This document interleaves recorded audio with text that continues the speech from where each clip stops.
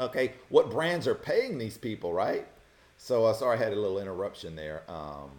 Hopefully, it didn't drop you guys off. So here's what brands are paying. So I'm going to show you again. I'm going to show you a different one. And now this is a aggregated site where you can see all the different influencers. So I want to show you one that everybody knows, and that's Kim Kardashian. Let's go look at Kim Kardashian's profile, right? So here's Kim and Kanye, and here's Kim backside, and here's I don't know, Blue. I guess that's his name. Their son. Here's I guess that's her and her sister. Yeah, this is her Instagram account, right? I want you to notice something right here. Estimated price. Do you see this number right here? 595K. She has a 4.9% video views rate. She has 5.5 million views. Her engagement rate is 2.3. She has 21,000 comments and 2.6 million likes and 113 million followers. So you can look at some of these here. This picture here, 7 hours ago, 3.8 million views, 25,000 likes. Let's see here. They apparently like when they're together because they didn't like the kid as much. Let's see about this one here. Yeah, not even that one. Look, Kanye, they just 3.8 million. They really liked that post. Let's see here. Anyway, so I wanted to show you, like, look at this number here, right? Like 595K. She's kind of set, right? So I want to also, so while we're talking, I'm going to go and I'm going to actually pull up just a normal cat, or not a normal cat, but it's kind of like a micro influencer. I'm going to just search one here, and I want to show you. Just randomly find one here. Okay, so here we go. More like this guy right here. Let's see here.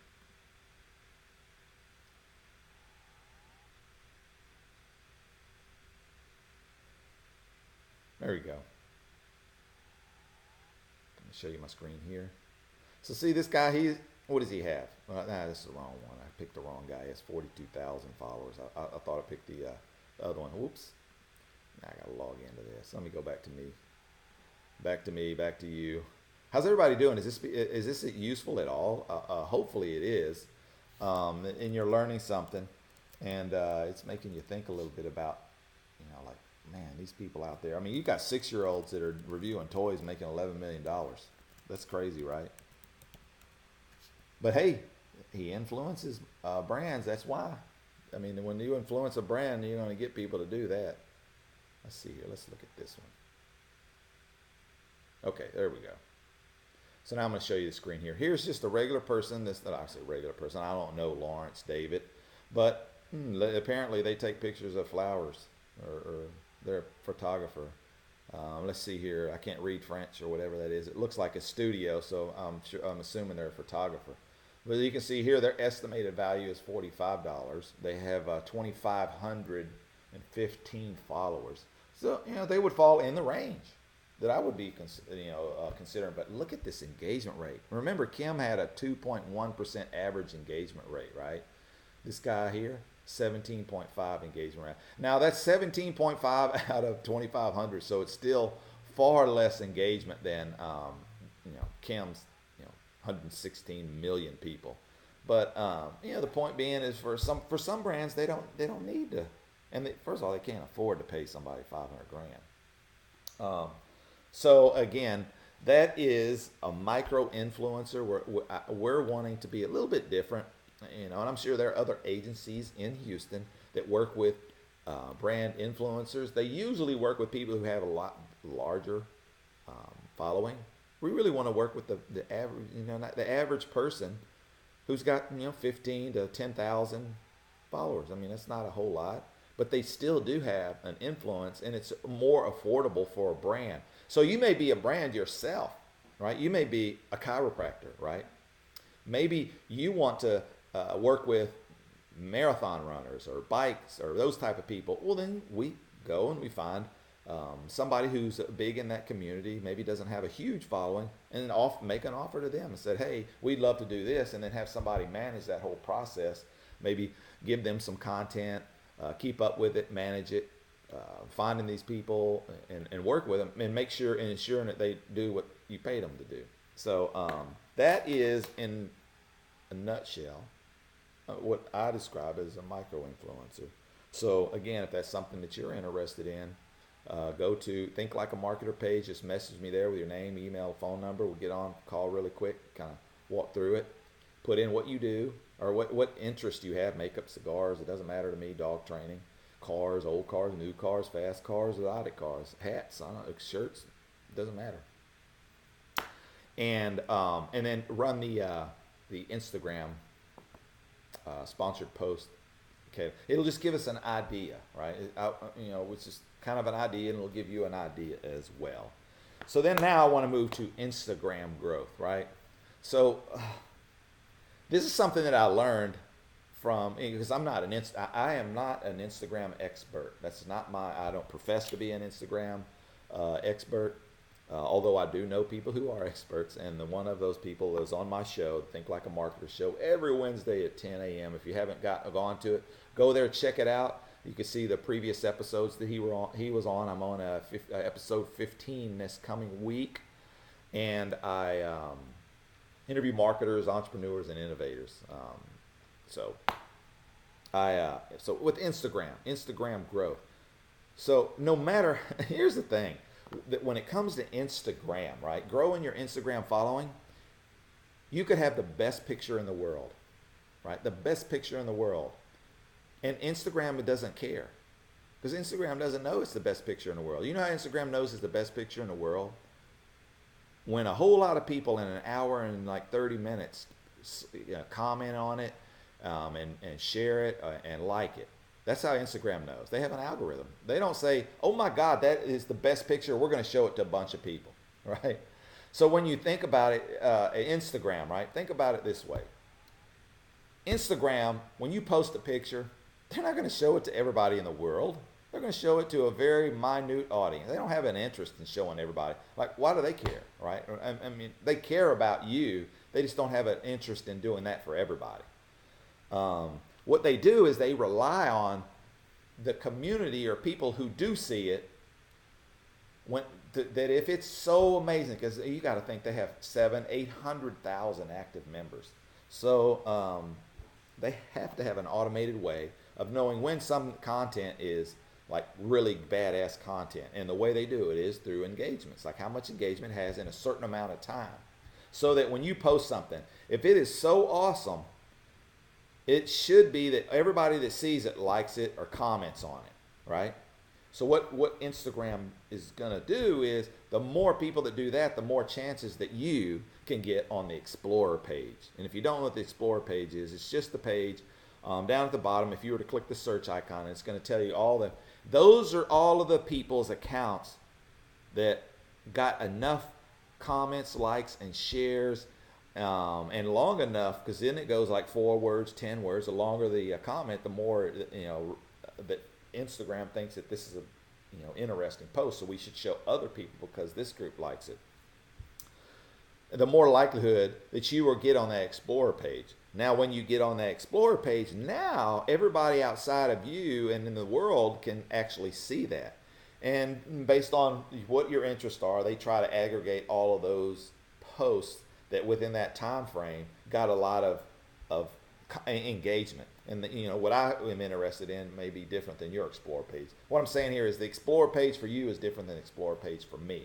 But to get on that Explorer page, that is your goal. Like, how do I get on the Explorer page? Now, here is what, if you see people, this is what happens, if you're wondering. People who have this hyper growth, unless they're famous or someone else helped them, or they just had some amazing something happen. They were on Shark Tank, or they were on the news, or they did a big conference and like everybody loved them, and like that kind of stuff. As the day-to-day person posting, you can post outside of you working and doing what like Gary Vaynerchuk says, like getting in the dirt, right? And you every day finding people in your industry and commenting and on their stuff and grinding out and posting 8 times a day, and you getting 5 to 10 new followers every day, right? That's you can do that as well. That's hard work, but most people don't have time to do that unless you're just bored kid. What happens is that people join what's called Instagram engagement groups. So if you've never heard that term, what that is that is where people join a group, and there's an app out there. It's called Telegram, right? So the basic premise is that they have these groups. So they create this group. Let's say it's an entrepreneurs group. Everybody joins this group. Joining this group, they agree that they will, whenever they choose to join a drop, what they refer to as a drop, meaning that let's say every 3 hours, these people are gonna run a campaign and say, within this for an hour, you have 1 hour and 30 minutes to everybody that's on this list that you go and you comment with 4 meaningful words and like their comment on every one of those. And let's say it was 200 people, right? Well, everyone in that list is required to do the same thing. Or when that hour and a half is done, that software goes through and looks and verifies that everybody in that group did their part. They went and liked and made 4 meaningful words, or 10, or maybe it was just a like campaign. And if they didn't, they penalize them. And if they do it enough, they just kick you out of the group, right? So now you imagine you're in a group and there's 500 people, right? And it pops up and it said, hey, we're about to run a round, which they refer to. Do you want to add your username to this round? You go, yes. Okay, it posts in there.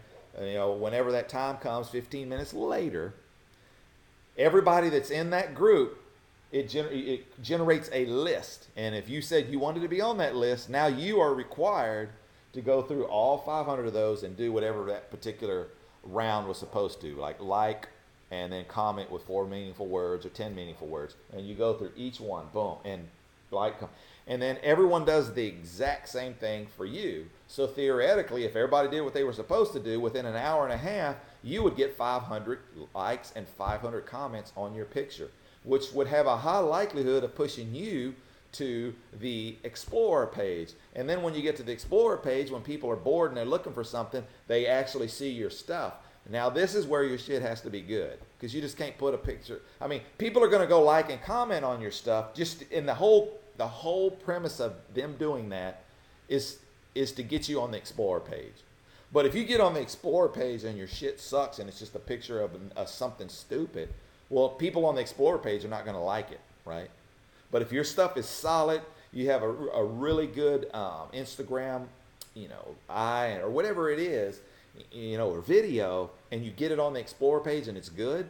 Now imagine the power of that. You just had 500 people push you there and like it and comment. Now you literally have millions of people that are accessing it. And if out of those millions of people, if it's good, now you can start getting some traction. Now you can start getting people like, wow, I like his stuff or her stuff. They're going through and looking at your stuff and they're liking it and commenting on it. Now, at the end of that round, maybe that next day, you may have 1,300 comments. Imagine doing that every 4 hours.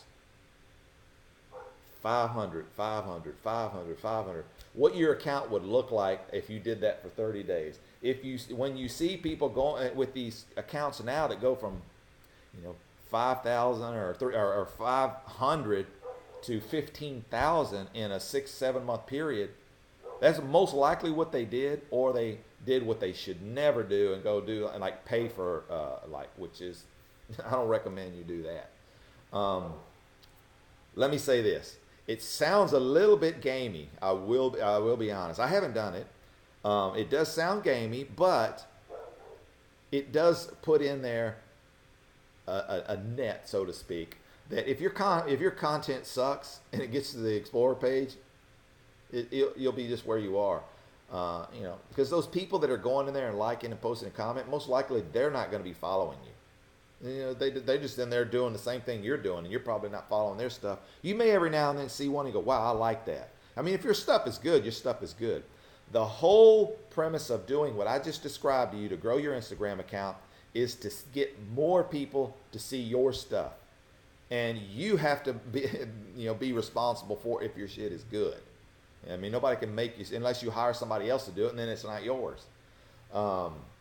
So hopefully that was useful. Hopefully that wasn't confusing. If I can get a thumbs up, if that was if you actually learned something from that.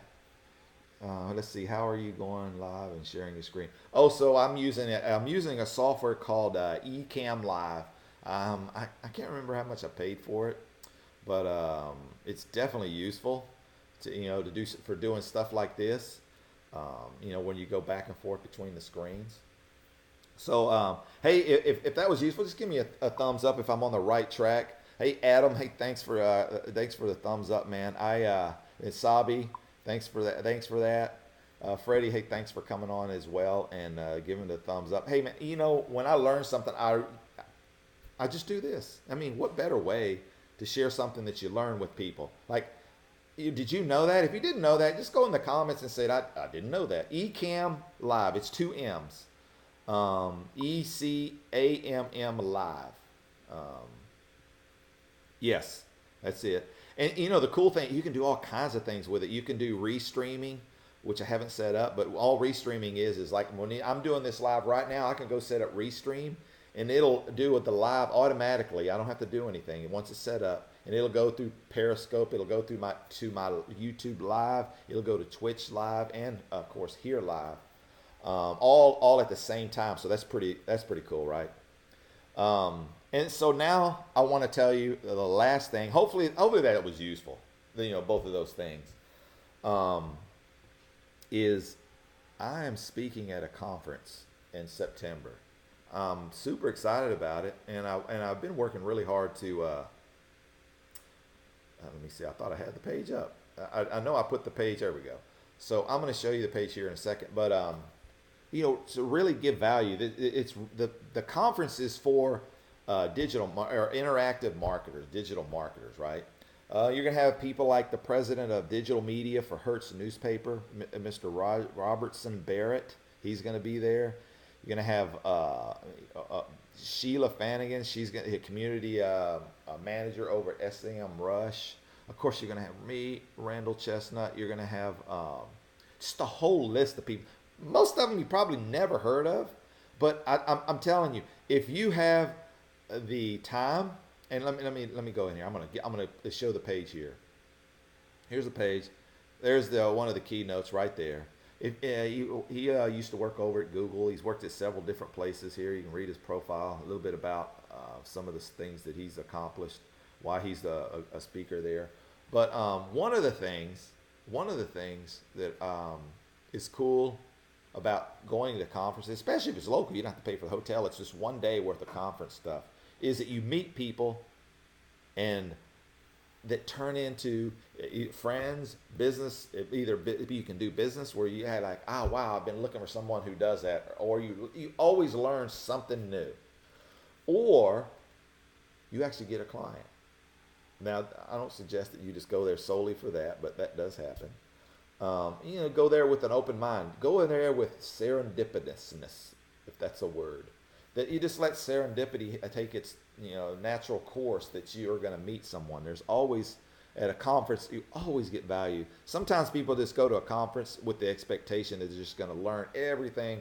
They miss the obvious, which is the real value is the people that you meet and the contacts that you make. That you meet a guy who works for some large corporation that's in Seattle that you would have never met, and you keep in contact with him, and he ends up connecting you with the person that handles their internal brand strategy, and they invite you out to come speak to their people because they just love you so much. So anyway, and you know what? Here, I want to see what I'm going to show you the pricing because it's not even that expensive, right? Here we go. I'll go back to it. Look here, $299, $349, and then the VIP. That's the $399. Of course, that one you get pictures with me. I'm totally kidding. You can get pictures with me for free. So let me say this: I am not getting paid anything extra or told to do this. I just think that it's a really awesome event. Here in Houston, we seem to have a problem. Houston, we have a problem. That Houston has been stuck for these many years in this oil business, right? We're still in the oil business. But much like Vegas, because I lived in Las Vegas, for many years Vegas was just a tourist town, and the only thing that they had in Vegas was gambling. right? Now you go out to Vegas, they have, Tony Hsieh had moved out, Zappos out there. They got a lot, mortgage companies are out there now. They've expanded out to other industries, which cause them to bring in new talent, new different cultures, different groups of people. And Houston, I'll be honest, is lagging in tech people. Either those tech people are hiding out, or they're just non-existent, or they just don't want to talk to anybody, or digital marketers and getting out there and doing stuff like this. It's compared to Chicago or LA or New York. I mean, Houston. I mean, we're like fourth largest city. We should be just killing it with this stuff, having meetups and like huge ones. So anyway, so I'm going to try to do my part, working with other people. Over at Pod Houston, I work. Ozeal help him and help him. I believe in the concept of podcasting, and support him in that. So if you're a podcaster thinking about podcasting, make sure you go over to Pod Houston. That's a local group here that does meetups. I think once a month, maybe do more than that, and just really like work together and like collaborate on stuff. I mean, there's a huge community that's either hiding or they're in somewhere else, but we're trying to bring them out of the woodwork, and those people are interested in connecting them. Podcasters, live streamers like I am, people who want to produce shows. If you want to produce a show, podcast, live show, record it, like all those things, there's so many opportunities, right? And it doesn't even matter how old you are or how young you are. You could be 6 or 76. It doesn't matter. If you're 76, you probably have more to give than the person who's not. So, again, that is the 3 things. Micro influencers. If you just jumped on, you got to go back and watch from the beginning, where I talked about a micro influencer, that you might be one and not even know it, and you could actually get paid. Instagram growth strategies, and then of course I talked about the conference that I'll be speaking at here in Houston in September 13th. Pod Houston, listening to podcasts daily to improve my mind and ideas. So I mean, it's like on-demand radio. Like if you like Netflix, then you don't know what a podcast is. All a podcast is just on-demand radio, topics that you're interested in, from cigars to makeup to just funny stuff to bicycles. And we have some really good podcasters here in Houston. So if you're looking for good podcasters, that's a great place to go. I want to close out with this. If you are a business person, that you thrive on getting leads, that you yourself, you have to generate them, or you're a business that you are looking for them, I'm going to tell you a couple of things that you can do as a brand to help with that. Number one, do exactly what Hollywood has already showed you works. And that is, whenever Hollywood finishes a movie, or whenever a musician finishes an album, what is that the very next thing that they do? Anyone want to take a guess? I don't want to wait because it takes 15 seconds for you to get this message, and the people who are going to, this is what they do. Album drops or movie drops, they immediately send those 2 main actors or the singer or the group to every radio station, every talk show host to promote the show, right? So if you look at your business much like that you're going to go out and you're going to promote your new product, your new business, or your new launch, you need to figure out a way to get on every podcast that you can, every Facebook Live that you can, every pre-recorded show that you can provide value. Obviously, you want to be able to provide value to those people, and talking about your product, your service, giving value, not in a salesy way, but in more of a value add way. That is powerful. Imagine that you could do, if you just did 2 podcasts or two shows. You are on 2 shows every week. That's 8 shows a week, and that on average those shows reached 1,000 people. That's 8,000 people that you reached, that you could connect with, that could go to your page, look at your page, and then that's 8 shows that you now have content to add to all of your social media that they did for you, because they recorded. All you have to do is just go download it and then share it with everybody. It's like, hey, here's where I was on this show. Here's where I was on this show. And it starts building authority, because people are going, well, wow, this guy's so important enough that he's actually on all these shows. He must actually be good. And if you weren't good, you get good because you're doing shows, right? So that's a tip right there. Do with it what you want. If you're shy, you need to get over it. The things that you need to do in life are always going to be outside of your comfort zone, right? I remember there was this speaking engagement. I think it was T. Harv Eker. He wrote a book called Secrets of the Millionaire Mind. And in that, he talked about, he drew a circle. And in that circle, let me see if I can do it here. Right. They need to get a thing on there. So he drew a circle, right? And he said, in that circle, right? In this circle, right? This is the circle of everything that's known or not unknown in the world. And he goes, there's this little sliver right here. This one right here. This is what you know. This is what you know right here, right? And then he did this, and he goes, this is what you know, what you don't know. You know you don't know this, right?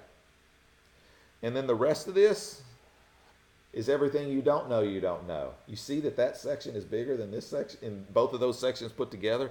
Everything that you don't know, you don't know. And right inside of here, you know what lives there? Let me see if I can write that.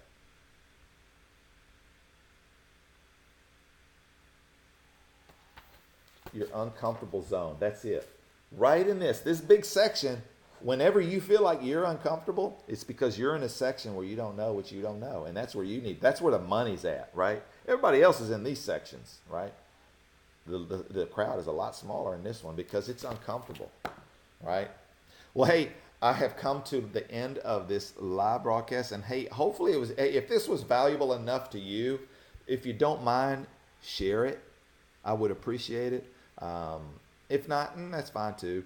And if you aren't currently following me on the Think Like a Marketer page, go there, like, follow, and I have a all-in marketer group where I do a little bit deeper dive, a little bit even deeper than this that I do once a week. Go ahead and join that group if you want to gather information. You don't have to watch it. Sometimes you can just pop in there whenever you want and watch after I've recorded it.